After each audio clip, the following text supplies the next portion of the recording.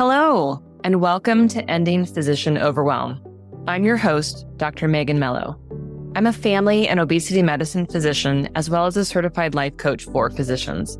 In this podcast, we talk about how the learned habits of people-pleasing, perfectionism, and a lack of boundaries show up in our lives and how they contribute to burnout, exhaustion, and overwhelm. The healthcare system is broken, my friends, but let's not wait for it to be fixed in order to feel better. Hello, you're listening to Ending Physician Overwhelm, and I'm your host, Dr. Megan Mello. I'm a physician and a life coach for physicians and other professionals. In this podcast, we look at why, as physicians, we often get stuck in feelings of overwhelm, anxiety, and burnout, and how we can break out of toxic thought patterns. My hope is that each episode gives you an opportunity to heal and get more clear on how you want to show up in your life and your work. And now, let's get started.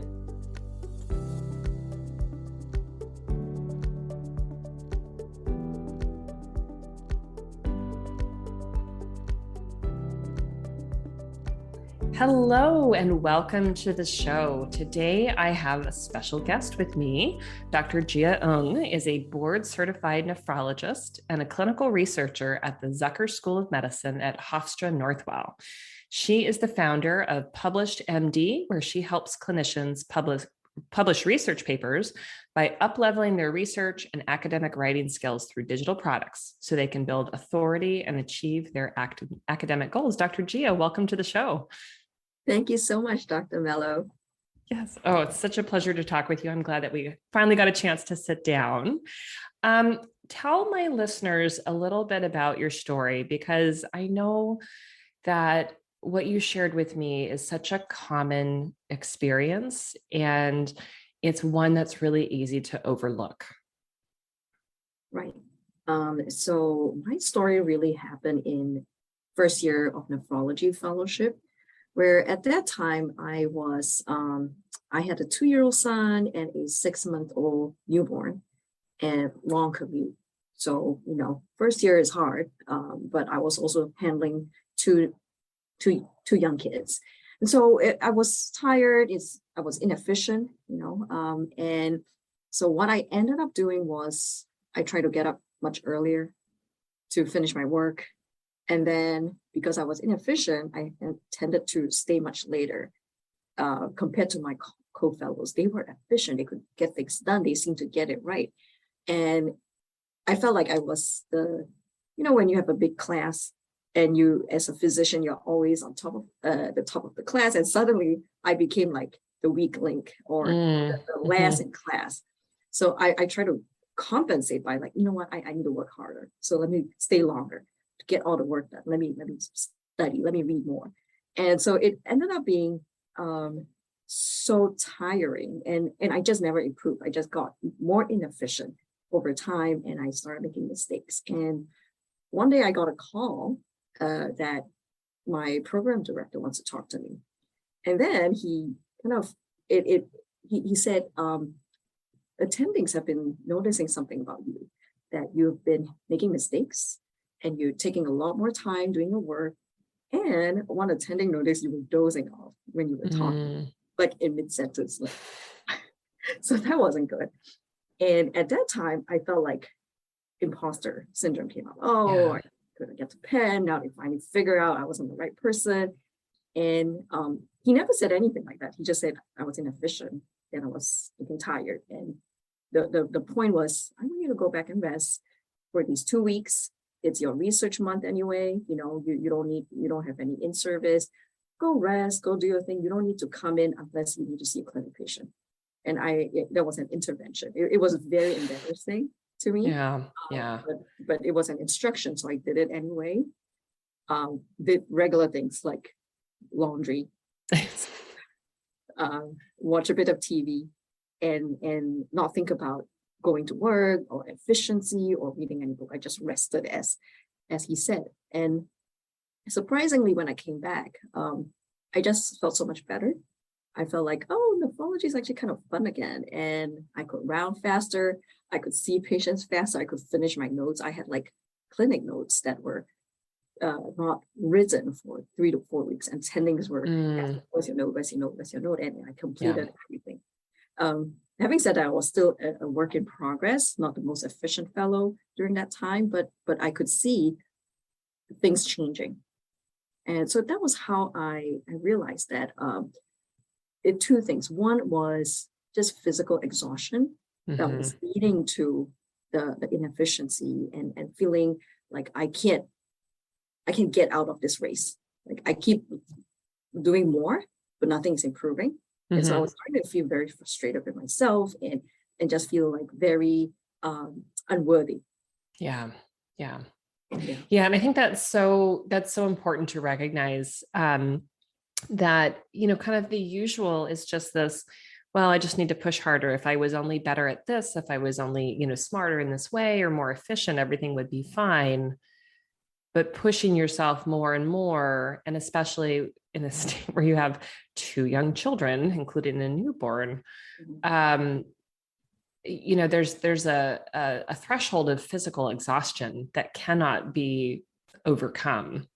And how powerful for your program director to say, hey, it's not really you, but this is a problem and it needs to be fixed. And I'm kind of wondering, like, what were your thoughts before that time about yourself, about you as a fellow, about you as a doctor, and then after you had that rest time?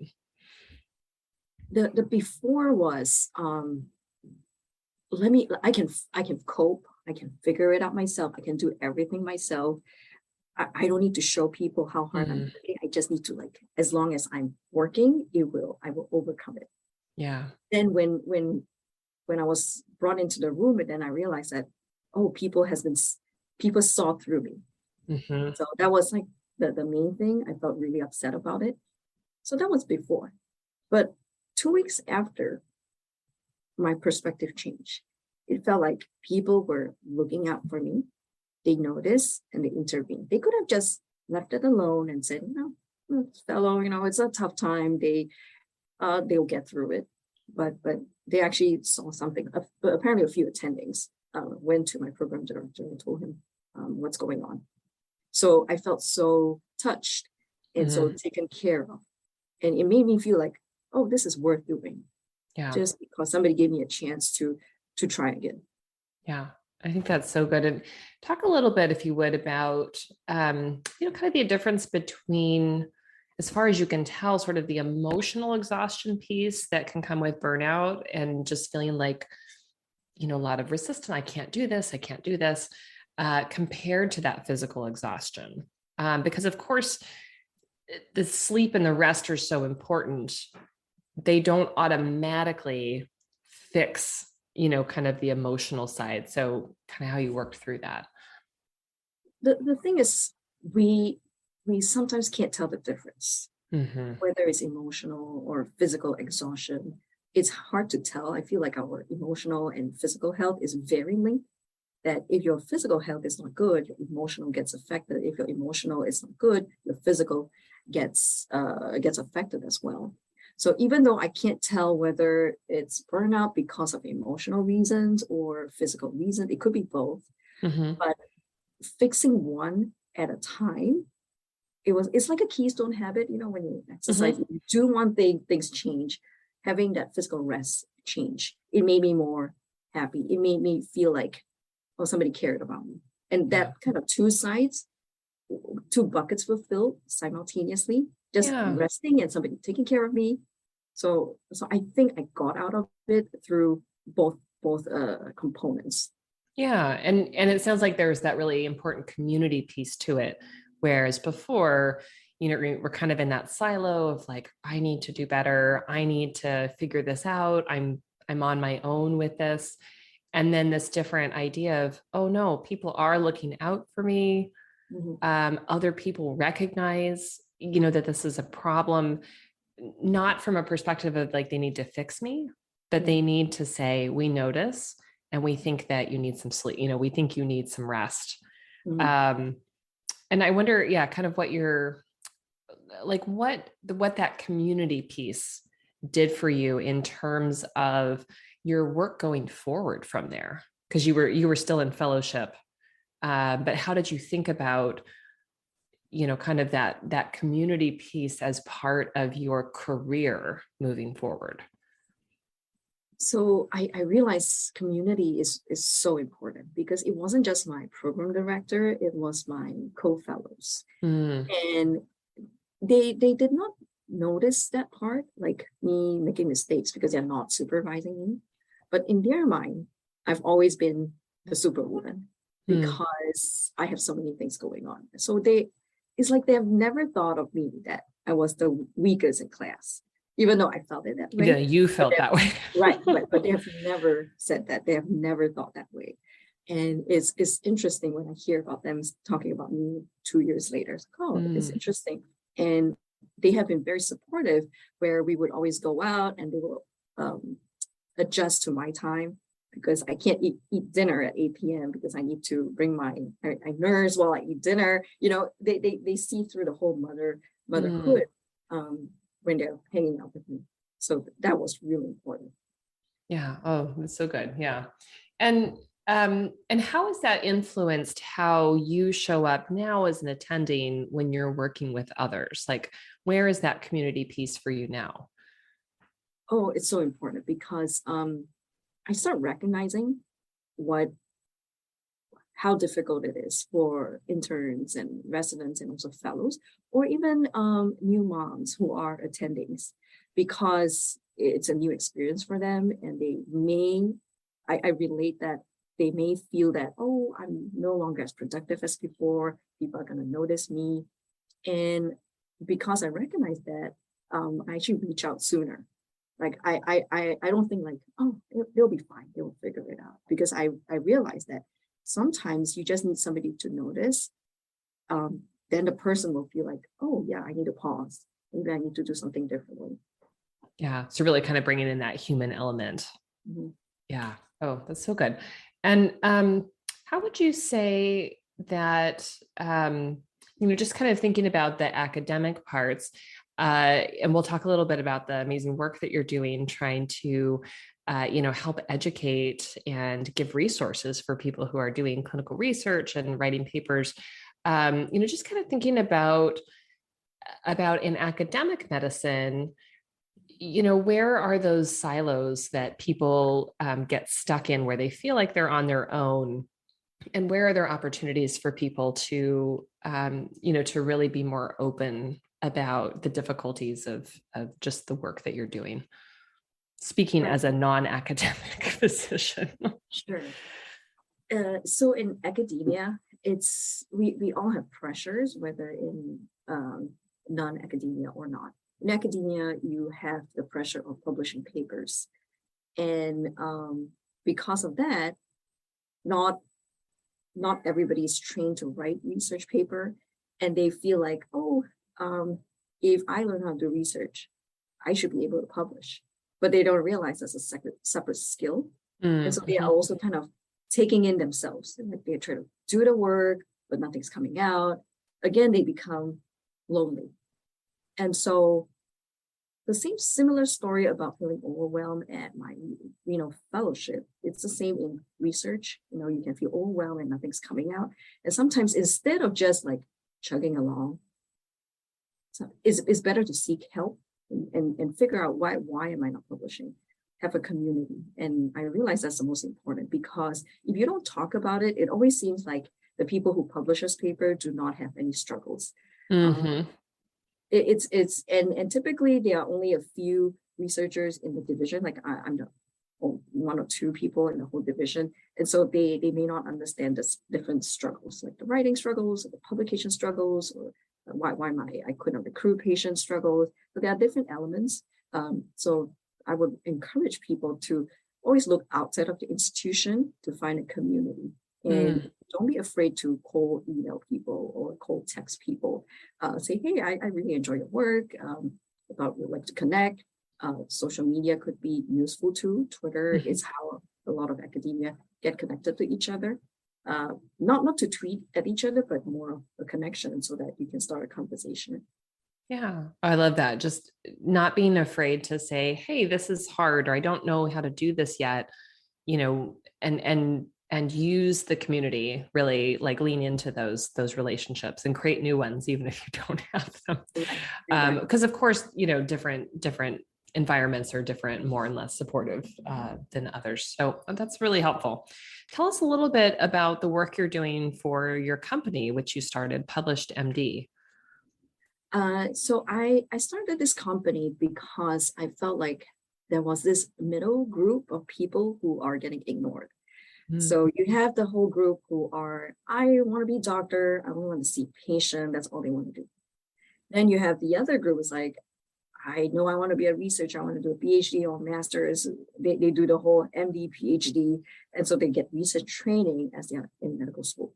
And then you have like this middle group who, became a doctor, and they were told that they need to do some scholarly activity. So they go to kind of clinical academia or academic clinician. And so this group of people, they are expected to publish papers, but they were never really given a full training. And so they're stuck in this la la land. They don't want to spend extra time taking another 4-year master's just to have a 3 or 4 publication. And I wanted to fill that gap because I went through that. I realized, there is a lot of nuances in how clinicians think compared to how researchers think. It's all a pitch. And so that's why I am currently making YouTube videos on how to write research papers, because that's a separate skill.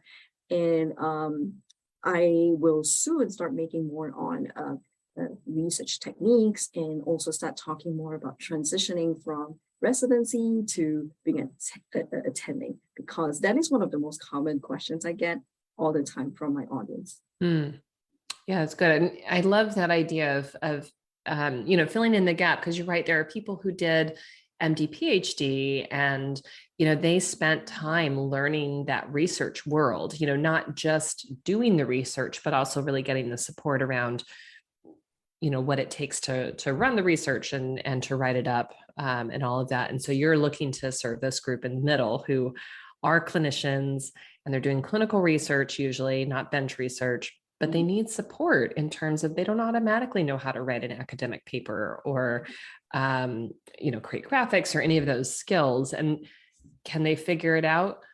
Probably. Is that going to take forever? Probably. Yes. Yes. Yeah. Because they're not just kind of automatic skills that we're born with. Right. And the thing about research is it's very broad. And when you go YouTube, you don't know what you need for this particular project. And some of the things may be like machine learning, which may no longer be applicable to a clinician. But for some, it will be their whole research. So having a person who comes from, I know how most clinicians think. I know what sort of projects residencies would want to do. I know what sort of typical projects that is reasonable for those who have to see patients 80% of the time. What type of project will suit them? I know that because I've been in that spot. Yeah.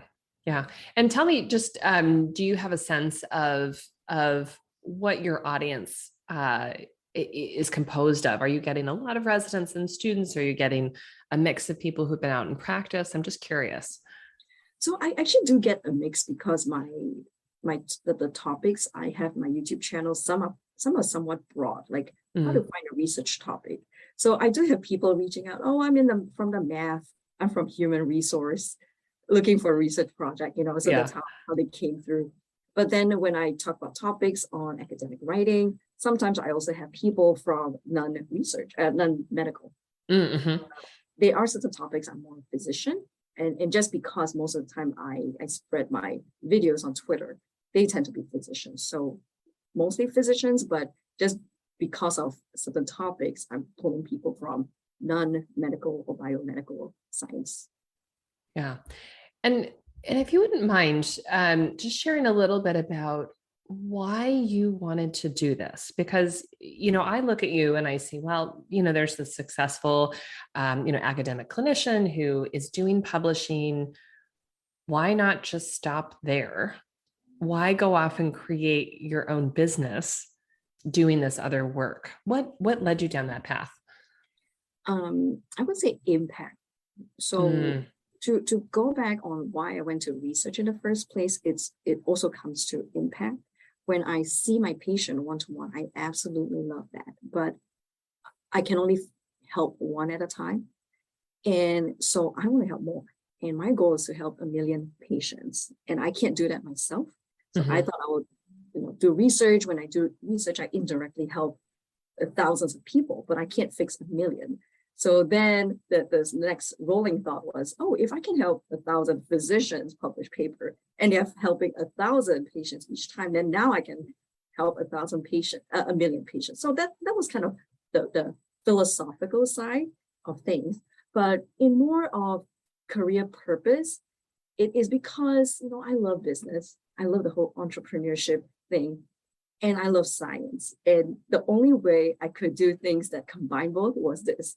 And so, when I'm doing my day job, I'm thinking about my business, like the things I do during my employed time, I am benefiting my business side. But when I'm thinking through the videos and courses for my students, I am also polishing my skills.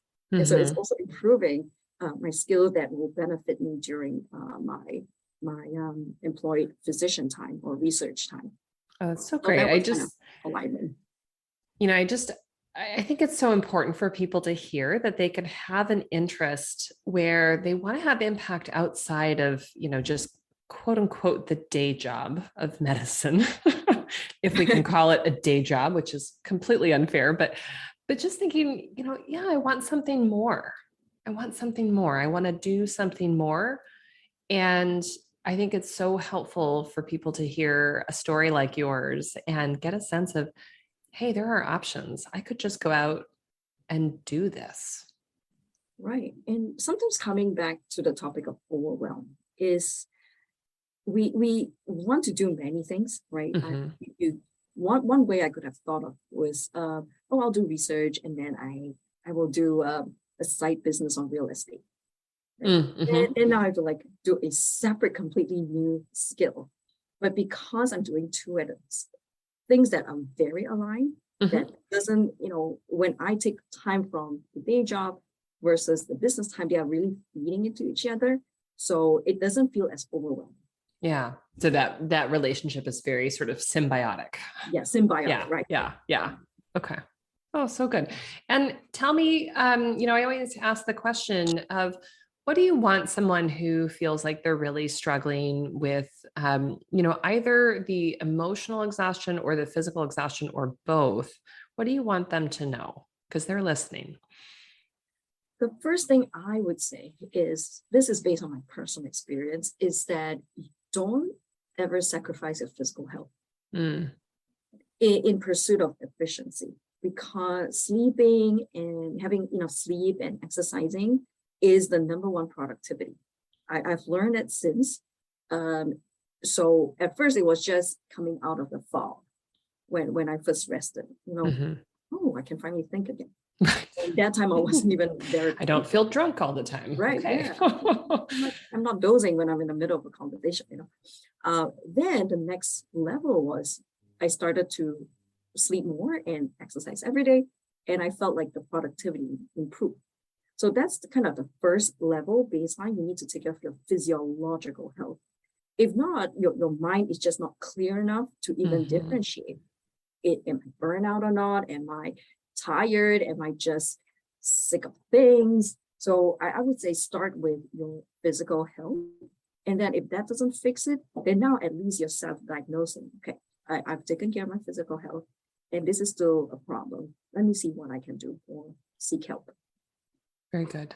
So helpful, because I think a lot of people just assume, well, if I just have a weekend and I just sleep it off, I'm automatically better. And it's like, well, the sleep is absolutely critical, but it may not be the only thing. Right. Yeah, and it may take a lot more time to recover. And the problem with severe sleep deficit is you can never get it back.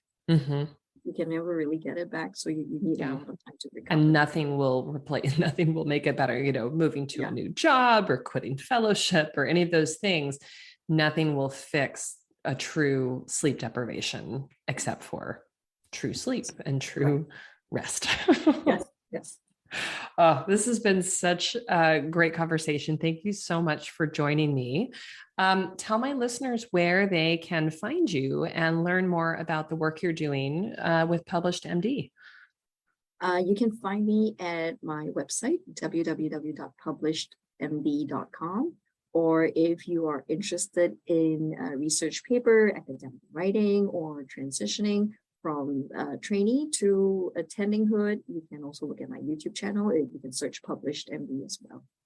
Great. Thank you so much. And we'll have links to all of those in the show notes. Dr. Jia, thank you so much for joining me and, letting my listeners sort of hear your story and, just another example of, I think, women in medicine doing really innovative things with a clear purpose. I think it's so powerful. So thank you. Thank you so much, Dr. Mel. It was such a pleasure.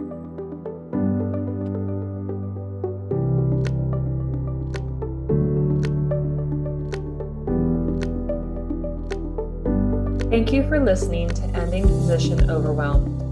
If you've learned something today or felt moved, please share this episode with a colleague and be sure to like and subscribe so that you don't miss an episode yourself. If you'd like to know more about me and my coaching practice, you can find more information at www.healthierforgood.com. Until next time, take care.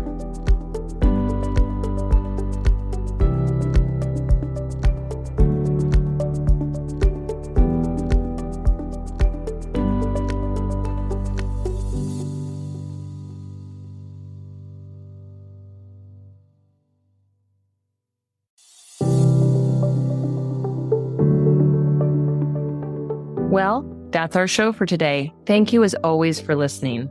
To learn more about my coaching programs, head to www.healthierforgood.com.